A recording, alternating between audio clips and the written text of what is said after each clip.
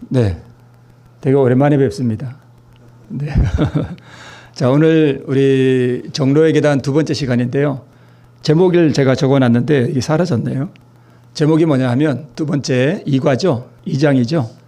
죄인에게 필요한 그리스도입니다. 우리 본문의 말씀은 누가복음 5장 29절로 32절에 있는 말씀을 제가 읽겠습니다. 레위가 예수를 위하여 자기 집에서 큰 잔치를 하니 세리와 다른 사람이 많이 함께 앉았는지라. 바리새인과 저희 서기관들이 그 제자들을 비방하여 가로되 너희가 어찌하여 세리와 죄인과 함께 먹고 마시느냐. 예수께서 대답하여 가라사대 건강한 자에게는 의원이 쓸데없고 병든 자에게라야 쓸데있나니 내가 의인을 부르러 온 것이 아니요 죄인을 불러 회개시키러 왔노라. 네. 자, 오늘 여기 본문에 있는 이 말씀은 예수님의 제자였던 레위 마태가 예수님의 제자가 된 그 기념으로 잔치를 이렇게 준비했습니다. 거기에 누구를 초대했는가 하면 자기와 같은 세리들, 또 자기 친구들, 또 예수님의 제자들, 또 예수님 이렇게 초대를 해서 잔치를 하고 있었습니다. 그래서 마태의 친구인 세리들과 다른 많은 사람들이 초청을 받았는데 예수님도 초대를 받아서 함께 식사를 하게 됐습니다. 자, 그런데 바리새인과 서기관들이 먼저 제자들을 향해서 말을 합니다. 예수님에게 직접 말하지 않고요. 그러니까 이 바리새인과 서기관들이 왜 제자들에게 먼저 말했는가 하면 그러니까 이 제자들의 마음속에 예수님에 대한 자기 스승에 대한 불신의 감정을 넣어주기 위해서 제자들에게 먼저 와서 말을 해요. 그러니까 이간을 시키는 거죠. 너희 선생은 왜 죄인과 세리들과 함께 식사를 하느냐라고 예수님을 비방하고 예수님한테 가서는 또 누구를 비방할까요? 제자들을 비방해요. 이게 아주 마귀적인 습성이에요. 비방하는 거. 네. 그러자 예수님께서 하신 말씀이 뭐냐 하면 건강한 자에게는 의원이 쓸데없고 병든 자에게라야 쓸데있나니 내가 의인을 부르러 온 것이 아니요 죄인을 불러 회개시키러 왔다라고 예수님께서 말씀하셨습니다. 자, 여기 되게 건강해 보이는 한 사람이 있습니다. 그죠? 엄청 튼튼해 보이죠? 네. 자, 그런데 이 사람은 지금 어디를 다친 거예요? 팔을 다쳤는데 엑스레이를 찍어보니까 지금 뼈가 부러졌어요. 자, 그러면 뭐 당연한 얘기겠지만 이 둘 중에 누가 의사를 필요로 할까요? 당연히 팔이 부러져서 지금 아픈 사람에게 뭐가 필요해요? 네, 의사가 필요합니다. 자, 여기 이 사람은 되게 죄인 같아요? 의인 같아요? 의인 같습니다. 아주 의인 같아요. 자, 그런데 여기 이게 무슨 밧줄 같아요? 사형수 이렇게 처형시키는. 만약에 내가 사형 언도를 받고 지금 이 밧줄 앞에 서 있다면 이 둘 중에 누가 예수님을 더 필요로 할까요?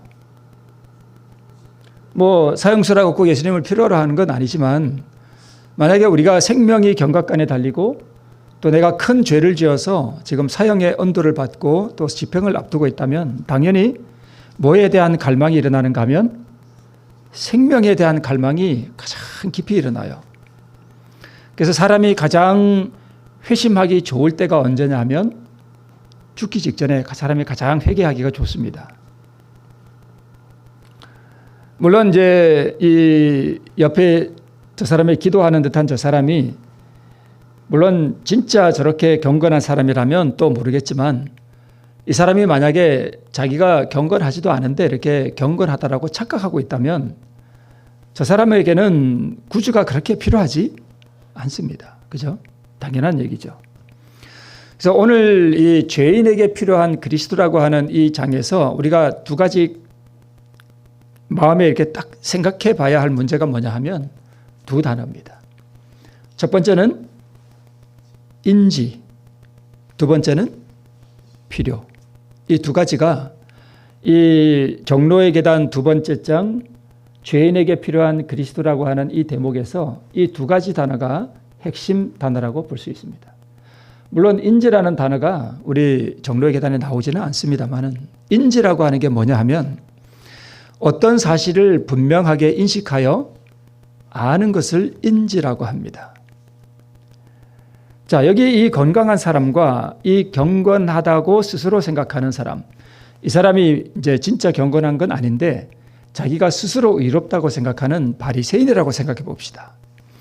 그러면 이 두 사람은 의사가 필요하지 않고 의가 필요하지 않습니다. 그죠? 왜요? 자기가 뭐라고 생각하니까?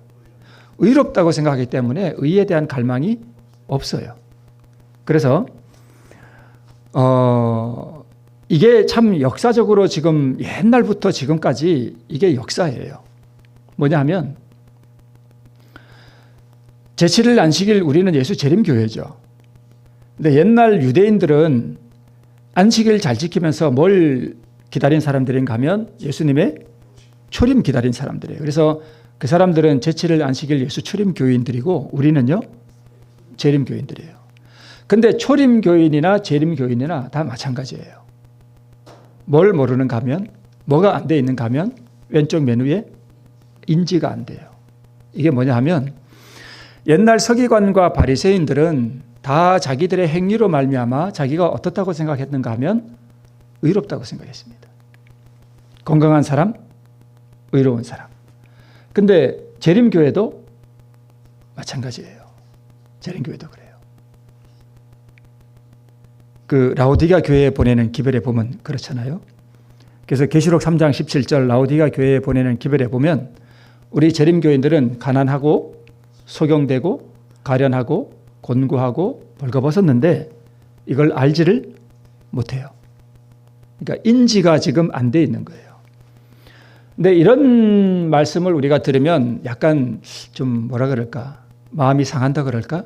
좀 그런 기분이 들 수도 있는데 우리가 의를 얻고 의인이 되고 구원받는 데 있어서 첫 번째 조건이 뭐냐 하면 인지예요. 자기가 죄인됨을 아는 사람, 진짜 진심으로 아는 사람은 구원 얻기가 아주 쉽습니다. 이게 안 되기 때문에 구원 얻기가 어려워요. 그러면 필요라는 것은 우리가 잘 알잖아요. 그죠? 필요가 뭐예요? 꼭 소용되는 바가 있는 거예요. 자, 이 경건하다고 스스로 생각하는 사람이나 건강한 사람은 지금 이 옛날 유대인들이나 지금 우리 재림교인들에게 있어서는 지금 뭐 하고 있는 거예요? 착각하고 있는 거예요. 자기 자신에 대해서 착각하고 있습니다. 자, 착각하고 있으니까 뭘 느끼지 못하는가 하면 필요를 못 느껴요. 그래서 필요를 못 느끼니까 어디로 안 가요? 이걸 안 해요. 이게 뭔지 아시죠? 예. 이걸 안 해요. 그 다음에 또 뭘 안 할까요? 네, 당연히 간구하는 것도 없어요. 기도 안 해요.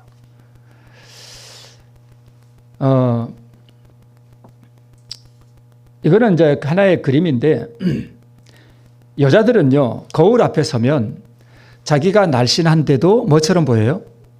뚱뚱하다고 생각한대요. 진짜 그런데요. 심리가 그렇대요. 근데 남자들은 자기가 이렇게 저처럼 이렇게 좀 약간 조금 비리비리하고 근육도 별로 없고 그런데도 거울 앞에 서서 자기가 이렇게 뭐 괜찮다 또는 자기 얼굴이 이렇게 백가죽도 좀 이렇게 있고 못생겼는데도 자기가 뭐하다고 생각하냐면 잘생겼다고 생각한대요. 착각한대요. 거울을 보고 대부분이 그렇대요. 그래서 여자들은 실제로 자기가 나 살쪘어. 어떻게 이렇게 날씬한데도 이렇게 생각하고 남자들은 못생겼는데도 내가 이만하면 잘생겼지 이렇게 생각한다는 거예요. 뭐 하는 거예요? 착각하고 있는 거예요. 그런데 이게 옛날 유대인들도 그랬고 지금 재림 교인들도 그래요. 그래서 이게 그 옷가게 가면은요 거울을 이렇게 옷 입어보는 거울 있잖아요. 그 거울을 일부러 날씬해 보이는 거울을 만들어놔요. 그래서 그 옷가게 가서 이렇게 옷 입어보고 절대 착각하면 안 되는 게 거울을 만들 때 옆으로 펑퍼짐하게 만들지 않고 길어 보이는 거울을 만들어요. 진짜 옷가게 가면 이렇게 길어 보인다니까. 자기가 키가 늘씬해 보여요. 착각하게 만들어요. 그래가지고 입어보고 괜찮네. 이거 잘 어울리네. 그래가지고 뭐하게? 사게 만들기 위해서 거울을 이렇게 늘씬하게 보이는 그 거울을 씁니다. 착각하게 만들어요. 근데 마귀가 우리의 이 모습을 어떻게 보이게 만드냐 하면 그렇게 보이게 만들어요. 늘씬하게 보이게. 너 그만하면 됐어. 잘생겼어. 이렇게 보이게 만든다는 겁니다. 그래서 착각하게 만드는데 뭘로 착각하게 만드는가 하면 그들의 행위로 착각하게 만들어요.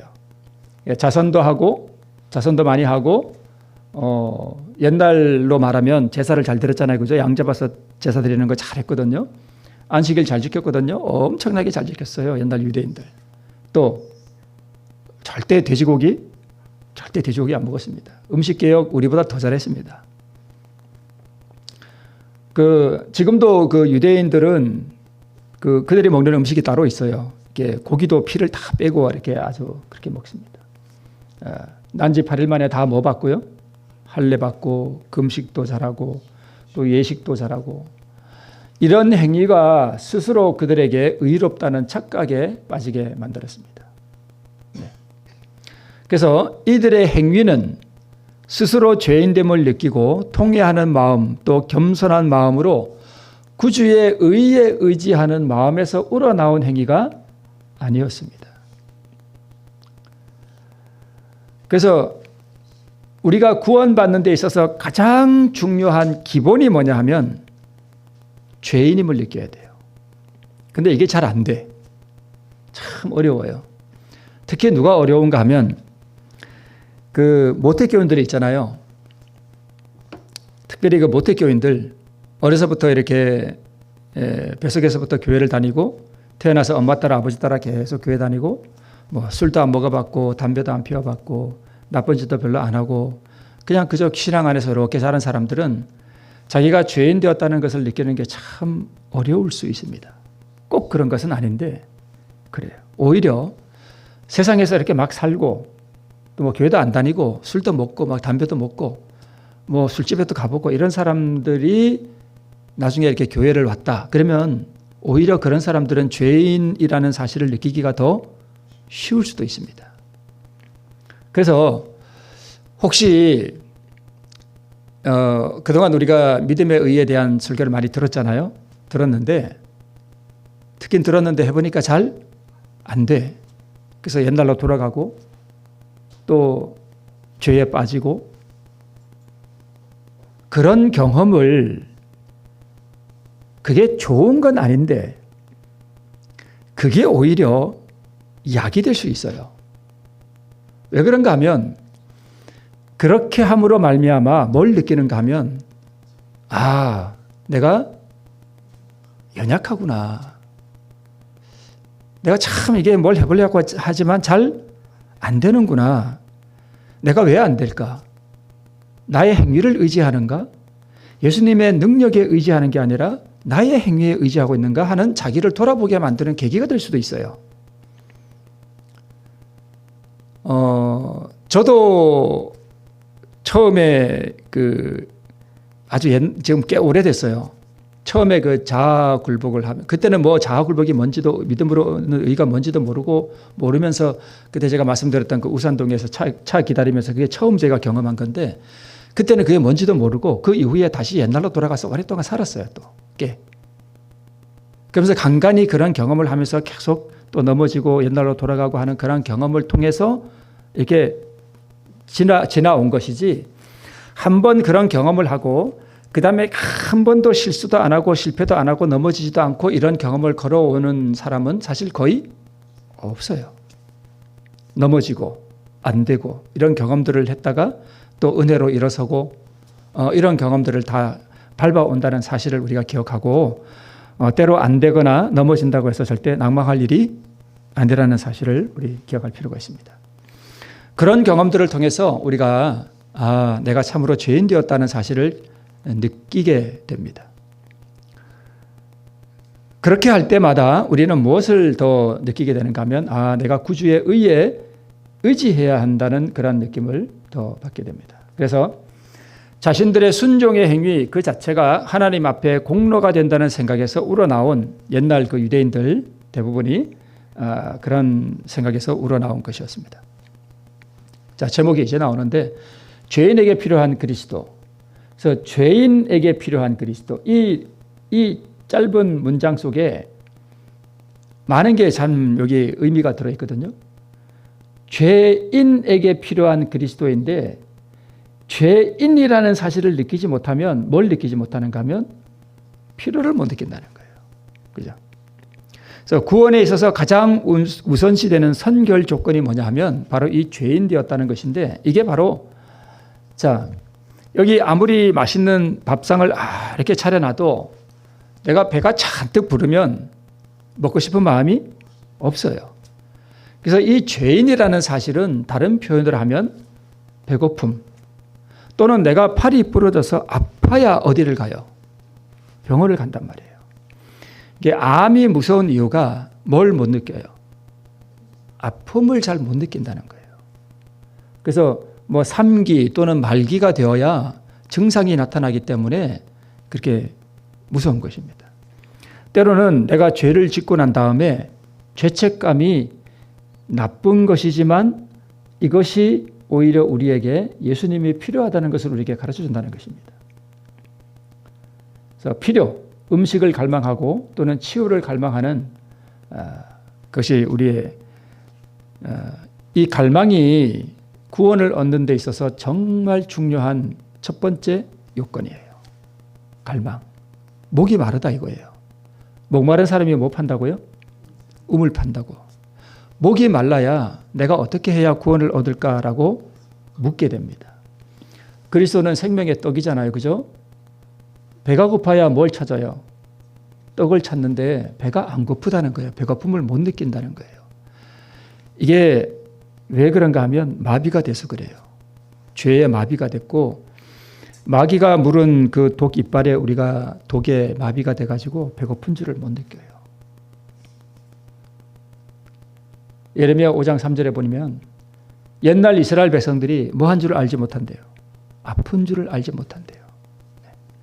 그러면 우리가 배가 고프고 죄인 되었다는 사실을 깨닫게 해주시는 분이 누구냐 하면 누구예요? 성령 하나님이세요.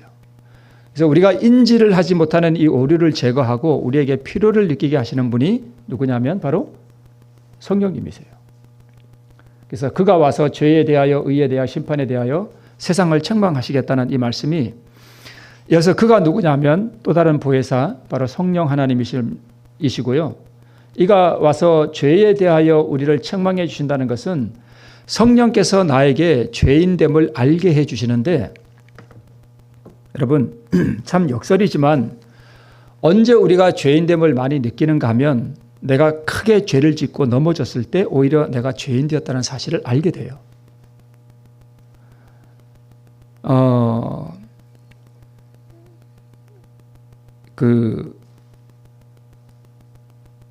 저도 들은 얘기지만은 어떤 삼육대학 교수님이 그런 말씀을 하셨는가? 어떤 목사님이 그런 말씀을 하셨는가? 기억은 안 나는데 하여튼 분명히 들었습니다. 이제 어떤 삼육대 신학생이 있었는데 이 신학생이 삼육대학의 오야뽕이라고 아시죠? 그 오야뽕에 가서 매일 기도를 했대요. 자주. 그래서 열심히 기도를 하고 이제 그러니까 기도를 그렇게 엄청 많이 했으니까 얼마나 자기가 뭐하게 느껴졌을까요? 아주 경건하게 느껴졌겠죠. 경건하게 느껴져서 이렇게 오야뽕을 내려와서 운동장을 이렇게 보는데 자기 동료 신학생들이 지금 뭐 하고 있는가 하면 공차고 있어요. 축구를 하고 있는 모습을 다 봤습니다. 그 순간에 이 신학생이 무슨 생각이 들었는가 하면, 녀석들 신학생이라는 것들이 기도는 안 하고 뭐만 하고 있고 축구만 하고 있고. 자, 기도가 좋은 거예요, 나쁜 거예요? 좋은 거잖아요. 근데 그 기도가 그를 겸비하게 만든 게 아니라 뭐하게 만들었어요? 교만하게 만들었습니다.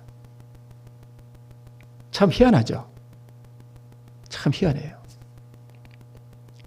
참 역설적이지만 그렇다고 뭐 기도를 우리가 하면 안 되는 건 아니지만 그렇죠. 근데 역설적이게도 우리가 큰 죄를 지었을 때 아니면 전에 내가 큰 죄를 지었던 어떤 그러한 과거의 경험이 있을 때 그때 오히려 우리가 무엇을 느끼게 되는가 하면 나는 뭐다? 죄인이다 하는 걸 느끼게 돼요. 자, 제가 자아포기 많이 말씀드렸잖아요. 어떤 사람이 자아포기를 잘 해가지고 의를 경험하고 승리하잖아요. 참 좋잖아요. 그죠? 근데 그렇게 승리만 계속 한다고 생각해 보세요. 자칫 뭐 할 수 있을까요? 교만해진다니까요. 그럴 수 있어요. 그래서 넘어지는 게 당연한 건 아니지만 자아포기가 잘 되다가 쓰러져서 넘어졌을 때 오히려 그게 은혜예요. 뭐 하지 않게 하는, 교만하지 않게 하는. 이게 다 경험들에서 나오는 이야기예요. 절대 그래서 낭망할 이유가 없어요. 아이가 태어나잖아요. 이게 거듭남이거든요. 아이가 태어나자마자 걸어다니나요? 아니죠. 맨날 뭐 해요? 울어요. 젖 달라고 울고 밥 달라고 울고. 그리고 이 아이가 이제 뭐 뒤집기 시작하고 이제 걷기 시작하다가 때로는 뭐 하기도 해요? 넘어지고 엎어지고. 분명히 내가 뜨거운 그릇에 손대면 안 된다 그랬는데 자꾸 뭐 하려고 그래요? 예, 만지고 디고. 아브라함이 갈대아 우르에서 떠나서 하란에서 왔다가 하란에서 아버지 데라가 죽고 가나안의 믿음으로 모든 걸 버리고 가나안에 왔는데 뭐가 들어요? 흉년이 들었죠. 어디로 내려가요? 애굽으로 내려가죠. 거기서 자기 아내를 누이라 그래요. 믿음이 있어요? 없어요? 없어요. 넘어진 거예요. 2번 그래요. 그래서 이러한 경험들을 우리가 설교 말씀을 이렇게 들으면서 나의 경험에 이렇게 자꾸 맞추어 싸워 나가는 게 상당히 중요합니다. 그래서 의에 대한 필요를 깨닫게 해주셔요. 그래서 제가 참 부끄러운 이야기지만 옛날에 꽤 오래전에 어떤 한 집회에 갔는데 거기서 사실 제가 지금은 알아요. 그때 제가 거듭나지 못한 상태에 있었다는 걸 사실을 알거든요. 근데 그 집회에 갔다가 어떤 사건이 하나 있었어요. 그래서 말씀드리기는 좀 곤란한데 그것을 깨닫고 나서 갔다 와서 제가 제 가슴 속에 사무치게 왔던 게 뭐냐 하면 의에 대한 갈망이었어요. 그래서 집에 제가 그때 분당 살았는데 이제 고등동 교회를 다니면서 섬기면서 사택은 이제 분당에 있었습니다. 자, 분당 그 요한 성당이라고 큰 성당이 있고 한데 그 옆에 살았거든요. 근데 집에 왔는데 제 가슴 속에 지금도 그때 그 기억이 생생해요. 예수님의 그 의를 얻고 싶다는 갈망이 제게 깊이 왔었습니다. 그 이후에 제가 느낀 게 뭐냐 하면 의에 대한 갈망이라는 것은 나의 수치와 나의 부끄러움이 드러났을 때였구나 라는 사실을 제가 알게 됐습니다. 내가 뭔가 안 돼 있고 내가 뭔가 수치스러운 일을 당하고 나의 영적인 실태가 까발려지고 그래서 내가 얼굴을 들 수 없을 그런 상태에 있을 때 오히려 무엇이 왔는가 하면 무엇에 대한 갈망이요? 의에 대한 갈망이 오더라니까요. 그래서 제가 그때 알았습니다. 오히려 나의 영적인 이 수치가 드러나고 내가 부끄러움을 당하는 게 그게 나쁜 게 아니구나 하는 것을 그때 알았습니다. 의로워지고자 하는 갈망이 그때 왔었습니다. 그때만큼 강하게 온 적이 없었어요. 자, 그래서 성령께서는 우리가 죄인됨을 알게 해주시는데 그냥은 잘 몰라요. 그래서 때로 여러분, 우리가 죄 짓는 게 뭐 남 가서 막 죽이고 남의 거 뺏어와서 사기치고 그런 거 안 하잖아요. 우리가 짓는 죄들 다 뭐예요? 작은 것들이에요. 다 우리 작은 거예요. 그죠? 자, 무슨 그림인지 아시죠? 네, 야곱이 형 에서를 속이고 큰 죄를 범했죠. 사실 이때 야곱의 나이가 꽤 많았어요. 90쯤 됐을 거예요, 아마. 젊었을 때가 아니에요. 도망갈 때가. 상당히 나이가 많았을 때 도망갔거든요. 근데 형을 속이고 큰 죄를 범하고 아버지를 속이고 믿음이 없음을 나타내고 이때 사실 야곱이 거듭난 상태가 아니었습니다. 그런데 이때 그가 도망갈 때 이 상황을 부조와 선자에 이렇게 기록하고 있습니다. 둘째 날 저녁에 그는 아버지의 장막에서 멀리 떨어져 있는 자신을 발견하였다. 그는 자신이 쫓겨난 사람이라는 것을 뭐하고요? 느끼고, 이 모든 재난이 자신의 잘못된 행동, 즉 뭐예요? 죄로 인하여 자신에게 이르렀다는 것을 뭐했다? 알았다. 절망의 어둠이 그 영혼을 억눌러 그는 기도할 용기조차 없었다. 그러나 그는 심히 외로워서 전에는 결코 느껴보지 못했던 하나님의 보호에 뭘 느껴요? 필요를 느꼈다. 느끼고 자신이 죄인 되었다는 것을 알고 그러자 뭐를 느껴요? 필요를 느꼈습니다. 그전에는 이런 걸 몰랐습니다. 뭐 했을 때 느꼈어요? 죄를 지었을 때. 그리고 절망의 어두움이 그의 영혼을 억누를 때 그때 그는 이 필요를 느꼈습니다. 죄와 그 결과에 대한 자각이 이르러 왔을 때 그는 용서와 보호의 필요를 느꼈습니다. 그러면서 이어서 깊은 겸비로 눈물을 흘리며 그는 자신의 죄를 자복하고 그가 완전히 버림을 당하지 않았다는 어떤 증거를 간청하였다. 그래서 죄인됨을 깊이 인식할 때만 일어나는 자연적인 결과입니다. 그래서 구원을 얻고 의를 얻는 가장 기초적인 조건이 뭐냐 하면 자신의 뭐됨을 알고요. 죄인됨을 알고 구주의 의에 대한 필요를 깨달을 때 구원을 얻는 것은 자동으로 이것만 되면 여러분 구원은 자동으로 이루어집니다. 진짜예요. 그냥 이루어져요. 뭐 믿음으로 얻는 의가 어떻고 막 잘 몰라도요. 이것만 되면 구원 얻는 거 아주 쉽습니다. 그래서 우리가 하나님 앞에 기도할 때 구해야 될 게 뭐냐면 성령의 책망하심을 구하고 성령은 진리의 영이므로 말씀과 기도를 떠나서는 죄인됨에 대한 인식도 구주의 필요도 절대 느끼지 못합니다. 그래서 항상 우리가 말씀을 상고하고 성령의 역사를 뭐 해야 돼요? 구해야 됩니다. 이걸 하기 위해서 전날 저녁부터 음식을 절제하고 아침을 잘 준비하고 그래서 아침에 일어나면 말씀을 상고하고 기도로 은혜를 구하고 뜨거운 느낌이나 어떤 감동을 바라지 말고 죄인됨과 의의 필요에 대한 성령의 깨우쳐 주심을 구하고 자신을 하나님께 드리는 일이 중요해요. 그래서 모든 시간을 영원한 것과 하늘에 대한 생각에 두는 것을 우리가 훈련할 필요가 있고 절대 뭘 두려워하면 안 돼요? 넘어지는 것을 무슨 큰일 난 것처럼 그렇게 생각하지 말고 사실 넘어지는 게 좋은 건 아닌데 또 넘어졌을 때 뭐 하면 안 돼요? 절대 낙담하지 말고 그럴 수도 있다라고 그냥 툭툭 털면 돼요. 그리고 다시 하나님께 그 은혜에 의지하면 되는 것입니다.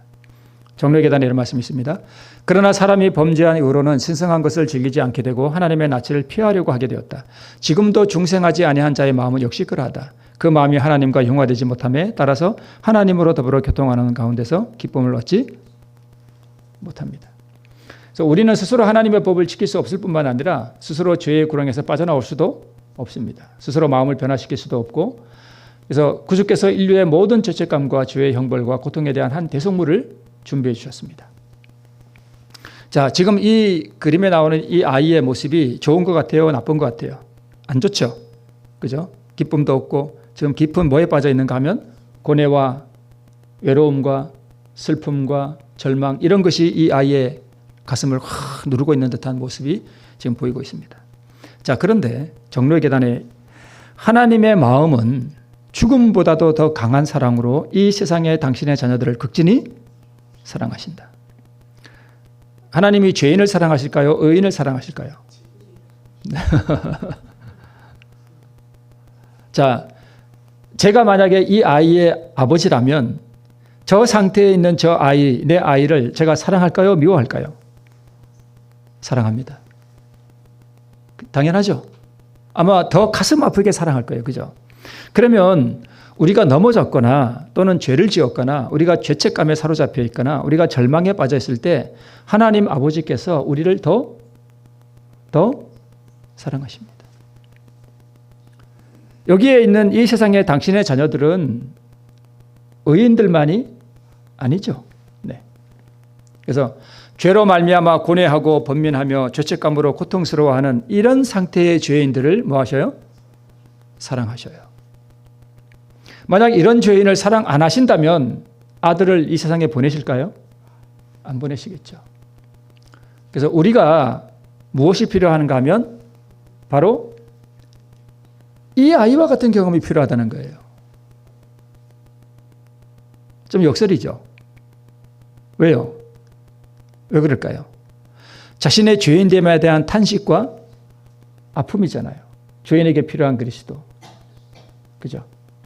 그래야 구주의 필요에 대해서 알게 되고, 만약 이 아이가 가출 청소년이라면 자신의 상태에 대한 자각, 내가 왜 이렇게 됐을까? 그죠?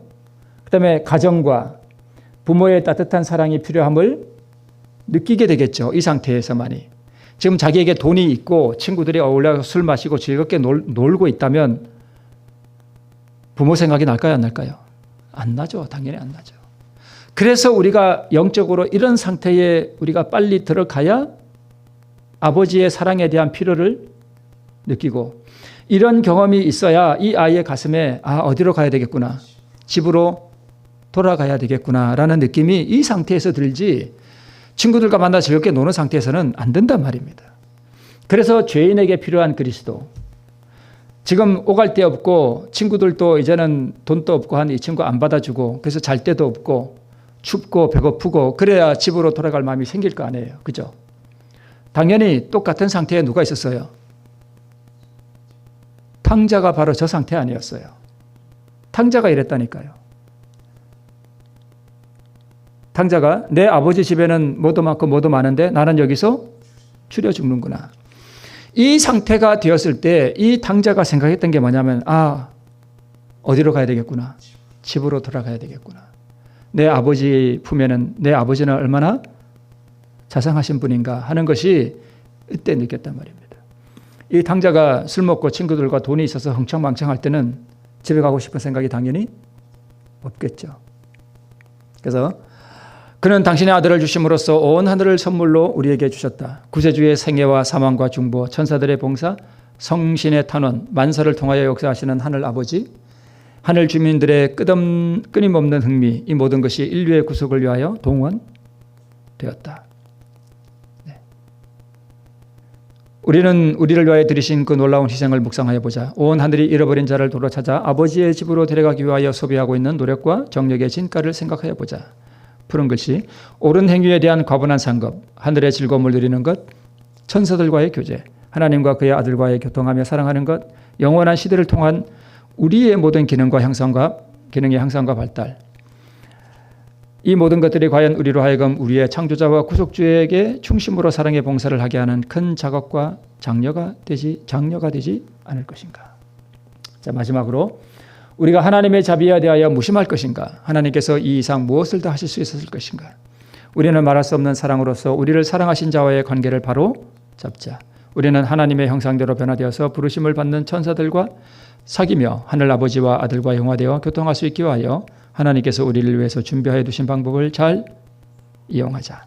네. 우리 성령께서 우리 마음에 오셔서 우리가 어떠한 영적 상태에 있는지, 또 우리가 넘어지고 죄를 지었을 때 내가 참으로 죄인 되었다는 사실을 깨닫고 의에 대한 필요를 느끼게 해주심으로 말미암아 우리 예수님의 의의 경험 가운데도 자라가는 우리 모두가 되길 바라면서 말씀하시겠습니다.